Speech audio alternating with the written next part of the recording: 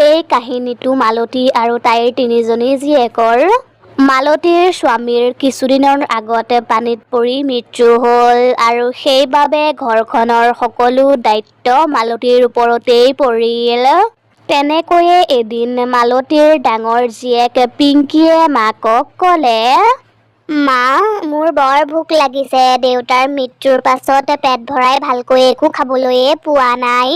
পিংকীয়ে কথা কৈ থাকোঁতেই বাহিৰৰ পৰা কোনোবায়ে মাত লগালে আৰু সিহঁতে বাহিৰলৈ ওলাই গ'ল আৰু দেখিলে মদনে সিহঁতৰ বাবে খোৱা বস্তু লৈ আহিছে আৰু মদনে সেই খোৱা বস্তুখিনি সিহঁতক দি ক'লে, মাইনাহঁত, চোৱাচোন মই তোমালোকলৈ কিমান ফল মূল আনিছোঁ, তোমালোকে এইখিনি খাব পাৰিবা।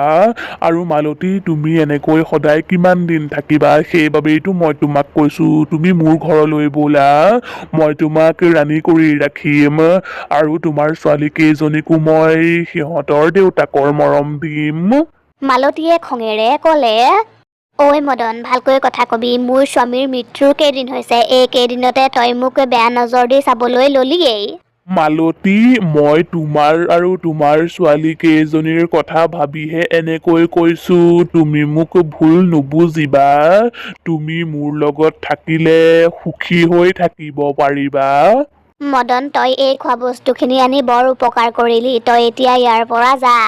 মালতীৰ কথা শুনি মদন তাৰ পৰা গুচি গ'ল আৰু তেতিয়াই ক'লা মেঘে আৱৰি ধৰিলে। মা, এতিয়া চাগে বহুত ডাঙৰ বৰষুণ দিব আৰু চোৱাচোন, আমাৰ ঘৰৰ ওপৰৰ চালিবোৰ দেখোন ফুটি আছে। পিংকী, চিন্তা নকৰিবা, সকলোবোৰ ঠিক হৈ যাব। মই এতিয়াই হাবিলৈ গৈ বাঁহ আৰু খৰি বিচাৰি আনিম।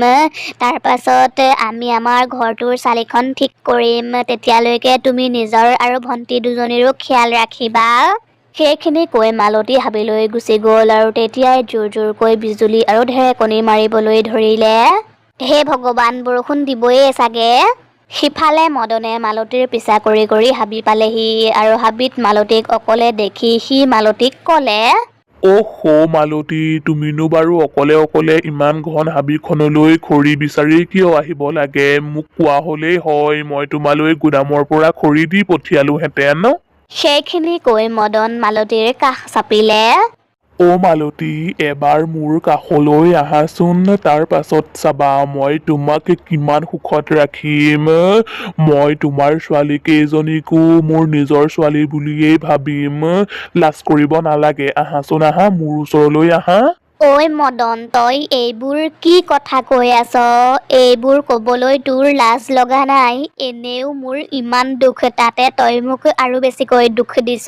তই এতিয়া ইয়াৰ পৰা যা গৈ। তাৰ পাছত মদন মালতীৰ কাষলৈ আৰু বেছিকৈ চাপি গ'ল আৰু মদনক অহা দেখি মালতী তাৰ পৰা পলাবলৈ চেষ্টা কৰিছিল। কিন্তু তেতিয়াই তাইৰ ভৰিখন পিছলি মাটিত থৈ দিয়া কোঠাৰখনতেই তাই পৰি গ'ল। তাৰ ফলত মালতীৰ বহুত তেজ ওলাবলৈ ধৰিলে আৰু তেতিয়াই তাইৰ মৃত্যু হ'ল। তেতিয়াই জোৰ জোৰকৈ বৰষুণ দিবলৈ ধৰিলে আৰু মদনে মালতীৰ ওচৰলৈ গৈ তাইক উঠাবলৈ ধৰিলে। হে ভগৱান, এইবোৰ কি হৈ গ'ল? মালতী দেখোন মৰি থাকিলে। মই এতিয়া ইয়াৰ পৰা যোৱাটোৱেই ভাল হ'ব, নহ'লে কোনোবায়ে দেখিলে ভাবিব ময়েই মালতীক মাৰি পেলালো বুলি। সেইখিনি কৈ মদন তাৰ পৰা গুচি গ'ল আৰু মালতী মৰাৰ পাছত এজনী ভয়ানক চুৰেল হৈ গ'ল। হে ভগৱান, মোৰ লগত এইবোৰ কি হৈ গ'ল? মোৰ ছোৱালীকেইজনীৰ এতিয়া কি হ'ব? সিহঁতে চাগে ঘৰত মোলৈ অপেক্ষা কৰি আছে। ইফালে ইমান জোৰ জোৰকৈ বৰষুণ দি আছে, ইমান সময়লৈকে চাগে মোৰ ঘৰত বানপানীয়েই হৈ গ'ল। মালতীয়ে চুৰেলৰ ৰূপ লৈয়েই ঘৰলৈ গ'ল আৰু তাইৰ তিনিজনী জীয়েকে তাইক দেখি বহুত ভয় খালে। চুৰেল, চুৰেল, কোনোবাই আমাক বচোৱা।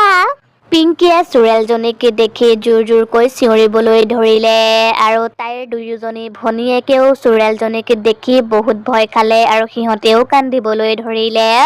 মাইনাহঁত, ময়েই তোমালোকৰ মা। এটা দুৰ্ঘটনাত মোৰ মৃত্যু হ'ল আৰু মই মৰাৰ পাছত এজনী চুৰেল হৈ গ'লো। তোমালোকে চিন্তা নকৰিবা, মই আছো নহয়, তোমালোকৰ একো নহয়। চোৱাচোন মা, ওপৰৰ ফুটা চালিখনেৰে পানী পৰি পৰি গোটেই ঘৰটোৰ ভিতৰত বানপানী হৈ গ'ল। মোৰ বৰ ভয় লাগিছে মা। হে ভগৱান, পানীত দেখোন আঁঠু পালেহি। মই সোনকালেই কিবা এটা কৰিব লাগিব। তেতিয়াই কাবেৰীয়ে কান্দিবলৈ ধৰিলে আৰু মাকে তাইক সাবতি ধৰিলে আৰু গম পালে কাবেৰীৰ বহুত জ্বৰ উঠিছে।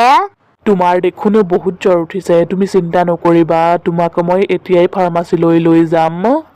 তাৰ পাছত চোৰেলজনীয়ে তাইৰ তিনিওজনী জীয়েককে লৈ ঘৰৰ পৰা বাহিৰলৈ ওলাই আহিলে, কিন্তু তেতিয়াই সকলোতকৈ সৰু ছোৱালীজনী হেৰাই থাকিল।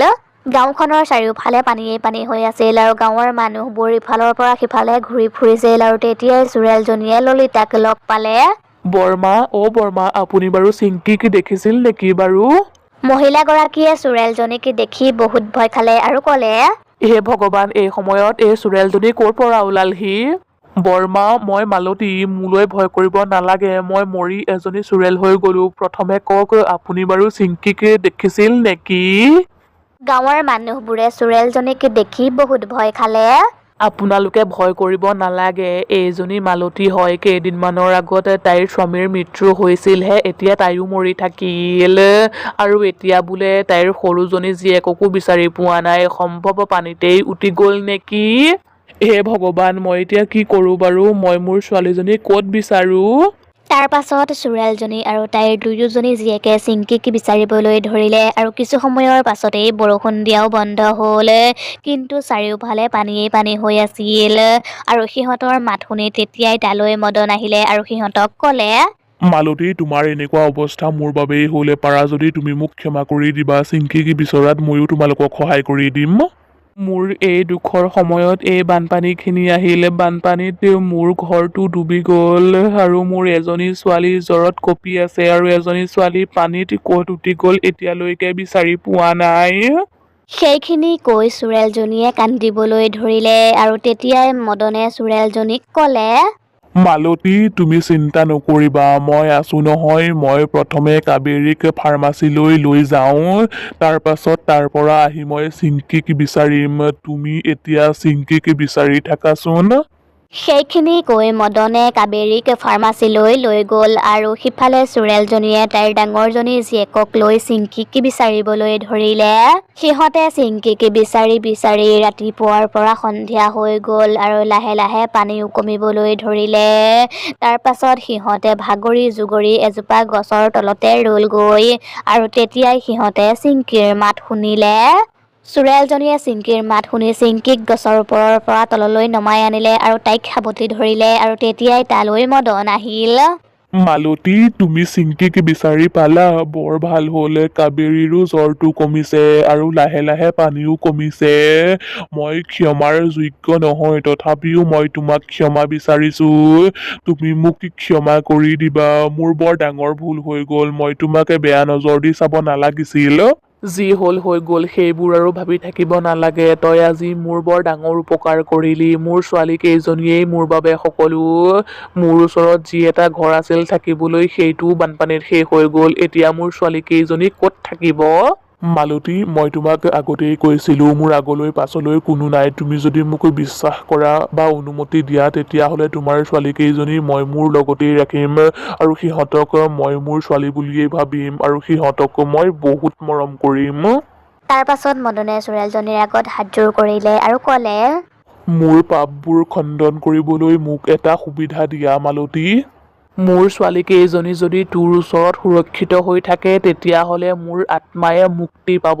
কিন্তু চাবি, কেনেবাকৈ যদি মোৰ ছোৱালী কেইজনীয়ে কষ্ট পায়, তেতিয়াহ'লে কিন্তু মই তোক শুদাই নেৰো। তাৰ পাছত চোৰেলজনীয়ে তাইৰ তিনিওজনী জীয়েককেই মদনক গতাই তাৰ পৰা গুচি গ'ল। তাৰ পাছৰে পৰা মদনে চোৰেলজনীৰ তিনিওজনী জীয়েককেই বহুত মৰম কৰে আৰু ছোৱালী কেইজনী সুখত থকা দেখি চোৰেলজনীয়েও মুক্তি পালে আৰু চোৰেলজনী চিৰদিনৰ বাবে তাৰ পৰা গুচি গ'ল।